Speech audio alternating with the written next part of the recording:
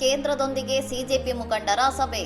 ಪ್ರಧಾನ್ ರಾಜೀನಾಮೆ ಕುರಿತು ನಿರ್ಧಾರ ಕೈಗೊಳ್ಳಲು ನಾಳೆಯವರೆಗೆ ಕಾಲಾವಕಾಶ ಕೋರಿದ ಸರ್ಕಾರ. ದೆಹಲಿಯಲ್ಲಿ ನಡೆಯುತ್ತಿರುವ ವಿದ್ಯಾರ್ಥಿಗಳ ಪ್ರತಿಭಟನೆಯ ಹಿನ್ನೆಲೆಯಲ್ಲಿ ಕೇಂದ್ರ ಸರ್ಕಾರದೊಂದಿಗೆ ನಡೆದ ಎರಡನೇ ಉನ್ನತ ಮಟ್ಟದ ಸಭೆಯಲ್ಲಿ ಕಾಕ್ರೋಚ್ ಜನತಾ ಪಕ್ಷದ ವಕ್ತಾರರು ಕೇಂದ್ರ ಸಚಿವರಾದ ಜೆಪಿ ನಡ್ಡಾ ಹಾಗೂ ಜಿತೇಂದ್ರ ಸಿಂಗ್ ಅವರನ್ನು ಭೇಟಿಯಾಗಿ ಮಾತುಕತೆ ನಡೆಸಿದ್ದಾರೆ. ಸಭೆಯ ಬಳಿಕ ಜಂತರ್ ಮಂತರ್ನಲ್ಲಿ ಮಾತನಾಡಿದ ಸಿಜೆಪಿ ವಕ್ತಾರ ಅಶೋಕ್ ರಾಂಕ, ಶಿಕ್ಷಣ ಸಚಿವ ಧರ್ಮೇಂದ್ರ ಪ್ರಧಾನ್ ಅವರ ರಾಜೀನಾಮೆ ಅಥವಾ ವಜಾಗೊಳಿಸುವ ಬೇಡಿಕೆಗೆ ಪ್ರತಿಕ್ರಿಯಿಸಲು ಸರ್ಕಾರ ನಾಳೆ ಮಧ್ಯಾಹ್ನದವರೆಗೆ ಸಮಯ ಕೋರಿದೆ ಎಂದು ತಿಳಿಸಿದ್ದಾರೆ.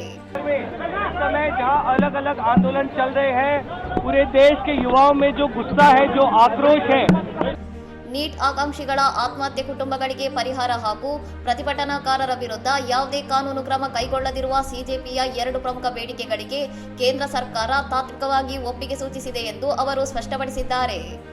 ಇದೇ ವೇಳೆ ಮಾತನಾಡಿದ ಸಿಜೆಪಿ ಸಂಸ್ಥಾಪಕ ಅಭಿಜಿತ್ ದೀಪ್ಗೆ, ವಾರಾಂತ್ಯದಲ್ಲಿ ಜನಸಂದಣಿ ಹೆಚ್ಚಾಗುವ ನಿರೀಕ್ಷೆ ಇರುವ ಕಾರಣ ಇಂದು ರಾತ್ರಿ ಸರ್ಕಾರ ಪ್ರತಿಭಟನಾಕಾರರನ್ನು ಬಂಧಿಸಲು ಪ್ರಯತ್ನಿಸಬಹುದು ಎಂದು ಎಚ್ಚರಿಕೆ ನೀಡಿದ್ದಾರೆ.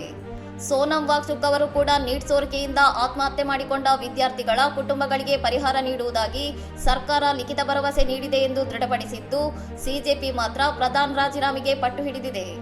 ಸರ್ಕಾರದ ಕಡೆಯಿಂದ ಕಠಿಣ ಕಾನೂನುಗಳ ರಚನೆ ಹಾಗೂ ಮಸೂದೆಗಳ ಘೋಷಣೆಯಾಗಿದ್ದರೂ ಸಚಿವ ಧರ್ಮೇಂದ್ರ ಪ್ರಧಾನ್ ಅವರ ರಾಜೀನಾಮೆಯೊಂದೇ ತಮ್ಮ ಅಂತಿಮ ಹಾಗೂ ರಾಜಿ ಮಾಡಿಕೊಳ್ಳದ ಬೇಡಿಕೆಯಾಗಿದೆ ಎಂದು ಸಿಜೆಪಿ ಎಚ್ಚರಿಸಿದೆ.